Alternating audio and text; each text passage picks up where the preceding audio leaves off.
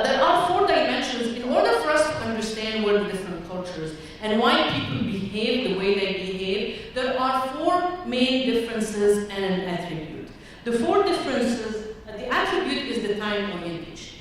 Some people look at time as flexible. That's what we call a polychronic culture. Meaning, like, if you go into a meeting, 5 minutes late is okay.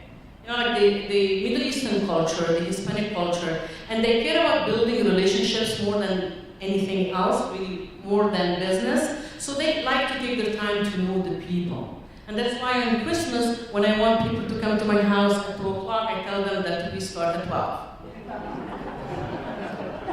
You know, so time is flexible. Here in the United States, we are a monochronic community, meaning that business is money. The meetings are done. We don't care really about developing these personal relationships because we don't have time. Because we have to go in and out and do that. So if we have people in our team that deal differently with time, it's not because they're lazy. And it's not because they don't care. And it's not because they like to waste time. It's just because this is their culture and they like to know you as a person, which actually should be a compliment. But you need to understand, again, put yourself empathy in their shoes.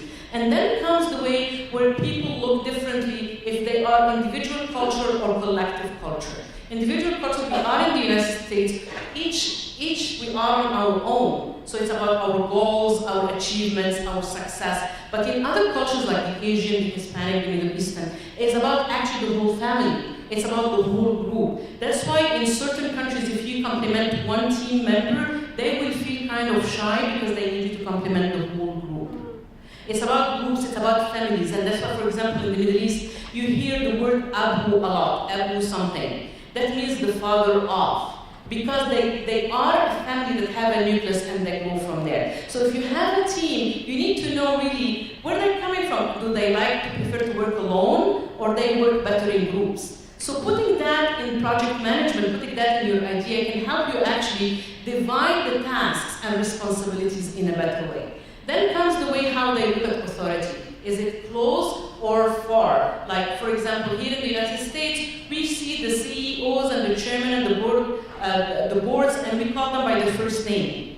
Because we don't believe there should be a lot of difference in authority. But in other cultures, they feel like people, the leaders, they are here, and just give the example of the Asiana aircraft. So again, understanding that in teams can help us understand a few things. Masculine and feminine cultures, that doesn't mean male and female, but masculine culture, like here in the United States, where we care about the goals, the achievement, what we do, the success. But other countries, like in the Netherlands, for example, they care more about nurturing relationships and living in peace. So that's the difference between masculine and feminine. And then we have low and high uncertainty avoidance. Like, do they take risks or they don't take risks? So how they give their decisions. Now, based on risk or risk. Here in the United States, we are risk takers, as long as we kind of calculate our risk. But in other countries, they don't like that, and that's why they work for a company all their life wanting retirement. So coming to teams, we need to understand that. We need to understand that, are these people risk takers or not? So maybe when we do a team, we kind of mix them together so they can communicate and learn from each other, and we'll find that balance. And then these are more or less the 4 dimensions and the time attributes that we have. Cultures also have looked at something, the present. They have present, past, and future. The past are like the Native Americans. They look about their traditions and their history and they apply it in their life. The present, where they have short-term planning, and that's why when we have teams that are here from the United States, we know that they will plan for 1 year, 3 years, 5 years, where other cultures can plan for 10 years, like the Asian countries, they will plan for 10 and 15 years. And that's the difference of the way they look at times. So the components of culture, to make them easy, there are 10 components. The one is the sense of self. Are they individual? Are they macho? And one, the personal space. It's very important to know the personal space in team. Here in the United States, we have it as an arm length, around 360 degrees. In some other cultures, they are in your face. But they're not in your face, again, because they're rude, because this is the culture. Actually, the friendlier they are to you, the more they feel that you are a friend, they are in your face.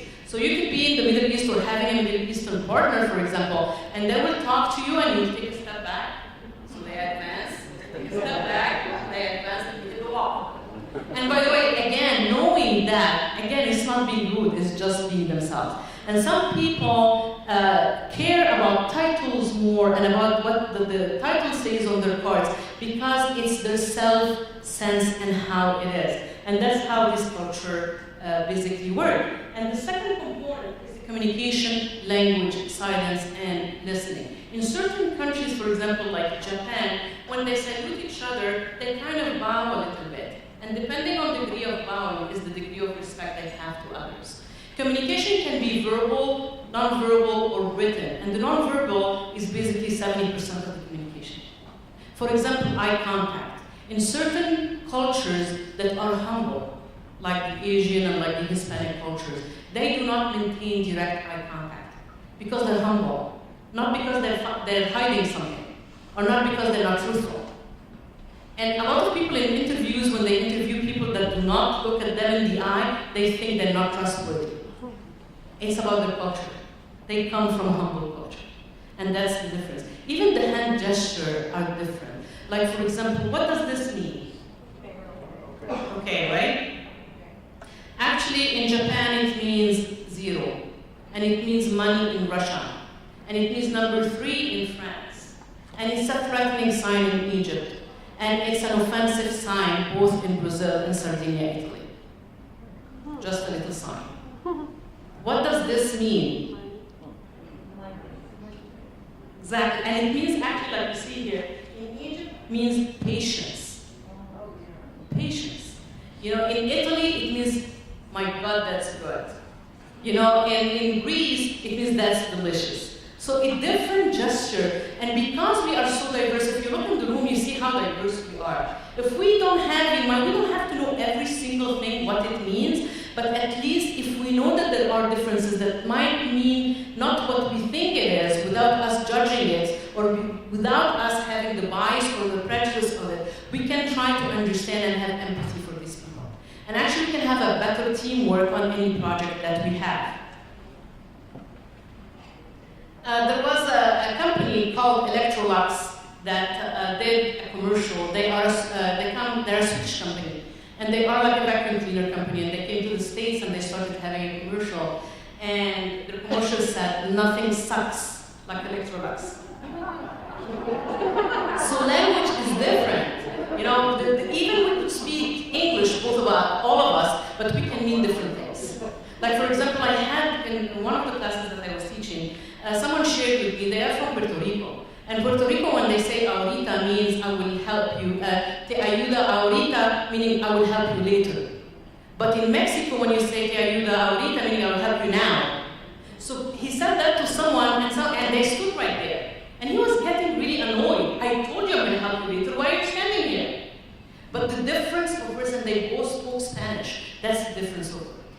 That is another quick example about language. Parker pens that are very famous in Europe. They came and they wanted to, their slogan was it will never leak in your pocket and embarrass you.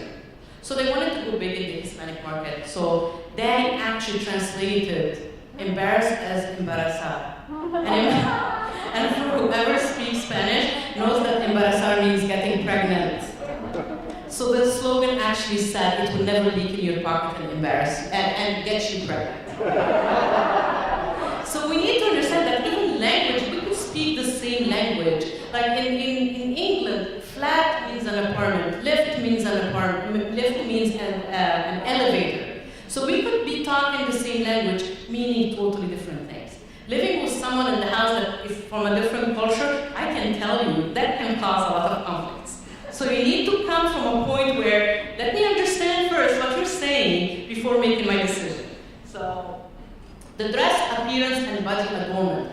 Different cultures dress differently. So for example, in the Gulf area, the very professional dress is to wear that big white dress for men. That's called galabia. And that galabia could be, for example, cost $6,000 because it's the finest silk ever.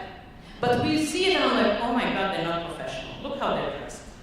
You know, so we need to understand the Indian culture, the women have a lot of pride, especially especially in national holidays or if you have a Christmas party, they will come in their sari. So we need to understand that the appearances are different. There is the body and face decoration. The tattoos mean different things to different people.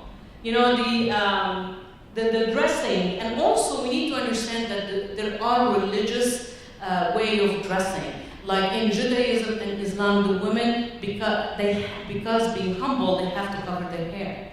And this is something that becomes actually protected under Title 7. So we need to be very careful in the war that we go into, because dressing like that is not just because they want to be different, but it's because some of their religious beliefs. Time and time concepts, we already talked about that. And the relationships between people, the authority, paternalistic, are they in a group, are they individuals? How the respect is given. In some cultures, respect is given to older people and to authority figures automatically, without them having to prove anything. But here in the States, respect, some people feel it's earned, meaning you have to prove yourself over and over. You have to deliver whatever you say on time, like you say, or it will be given. And I think be given is the best thing. It's like exactly someone not being jealous because they know that whatever happens, they will be able to handle it. That's the same with respect. You give respect because you know and trust, because whatever happens, you're going to be able to handle it. As a leader, you have that power, you have that skill to be able to handle anything that will come your way. Then comes the values, attitudes, beliefs, symbols. Like for example, the top symbols, this is a bad symbol, but the same symbol at the same time in the Indian religion or in Buddhism, it's a peace sign and it's a piece of harmony. So symbols mean different things to different people. Colors mean different things to different people. So if you're using a flag instead of a language, so we put the United States for a language for English, there are so many languages spoken in the United States. Canada is the same. So we cannot use flags because it means a certain language. And then, for example, we need to be careful of the religious beliefs of people and their values. For example, the number 4 in the Asian community or the Asian culture is a bad number. Because the way they say it is like Che, and Che means death. The color white in the Asian culture means death or mourning someone. In Egypt and in Israel and in some other countries, it means the brides wear white because it's their simplicity and their virginity and their purity. So different colors mean different things to different people. The number 13, some people see it lucky or not. Like for example, in the Jewish faith, 13 is a lucky number because in the Talmud, God has 13 attributes. But in Christianity, it's a bad omen because the Last Supper had 13 people on the table. So it's just like really how we look at things. Even the simplest thing in culture can have a different meaning. The food, feeding habits, and gifts. The food, we need to remember that people, I see a lot of companies that do Christmas parties, and everything they have is either pork or ham. And they forget that between the teams and between the employees, there are people either from a Jewish faith, so they don't eat pork because they're kosher, or Muslims, they don't eat pork, or Hindus, they don't eat beef. So we need to remember that there are other people around us that are a little bit different. And in the Middle East, for example, they only eat with the right hand because they believe that the left hand is evil. So they eat only, and you cannot give someone food with your left hand. So, and then the gifts. Some gifts, like here in the United States, when we get a gift, we get excited and open it in front of people. In the Middle East and some Asian people, you don't do that because you might embarrass them. So you don't open the gifts in front of them. And then stereotypes that we talk. Mental process and learning. We need to understand when we have teams, we need to know somehow where they're coming from. Because some will apply the abstract thinking, meaning that will be analytical and they will develop their own things, and some depend on rote memory. They come from a culture where you are the leader, like we saw earlier in the video. You are the leaders, you tell me what to do, and I'll keep it in my memory and I'll do it exactly as you want me to do it. So when we come to teams, we need to remember how that works.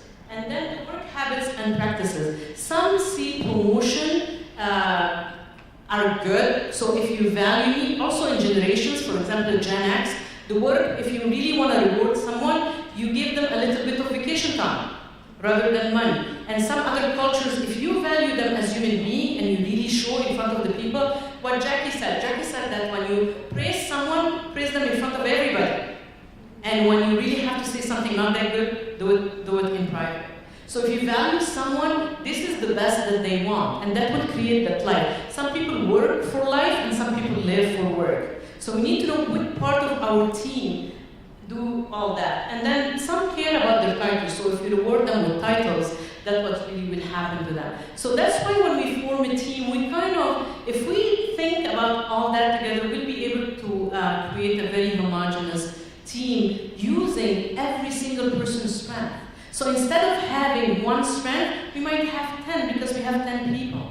The more diversity we have, the more innovation we have, the more solutions we have, the more different ways we can attack problems. So we can take it actually from the positive side rather than making something bad. So this is the cultural competence where we can communicate, we can ask people, we can respect people, we can take people for who they are and have empathy where they're coming from. So in order for you to be a culturally good leader, you need to understand that there are different cultures and you need to respect them and start kind of thinking about other people that they are human beings. And then they don't do something to upset you, but they do it because that's what they do. Cultures are neutral, so as a leader, try to be neutral. If you have a big group of employees that are, for example, Hispanic, it really helps to know how to say buenos dias, for example. You know, it's just like, or hola, you know, just little words that make people feel valued, that you really care about them, that you see where they are. You know, and not only your high-producing employees can be the only one that be high-producing. You can have a diamond in the rough that they need that you develop them. And this is your responsibility as a leader. Maybe the culture make them too shy to ask for help, or maybe too shy to tell you they don't know. Because I come from a culture, believe it or not, where people feel if a leader say, I don't know, or I'm sorry, oh my God, they did the biggest mistake in their life, that they're weak.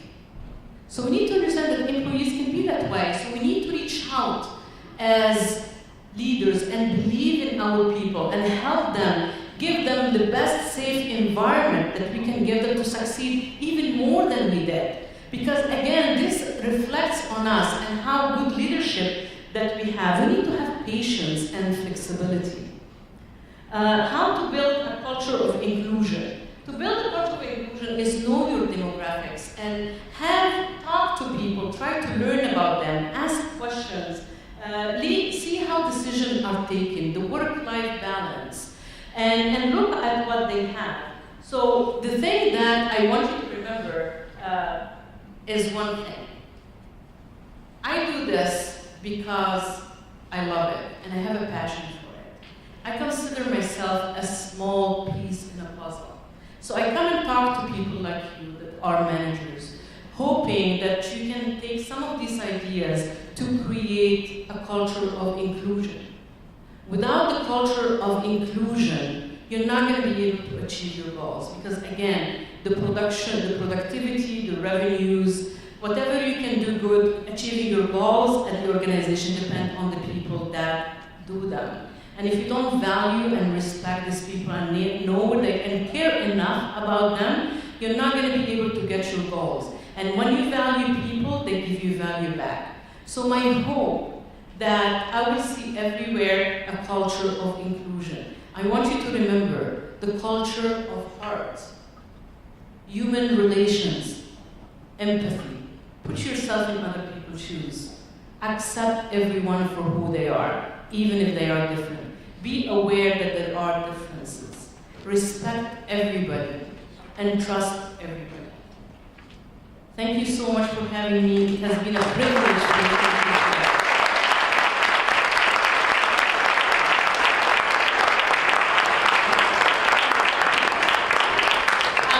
Any questions? And I have a handout for you to remember the heart. So I'll be really honored if you take it away with you. So, and any questions? Please.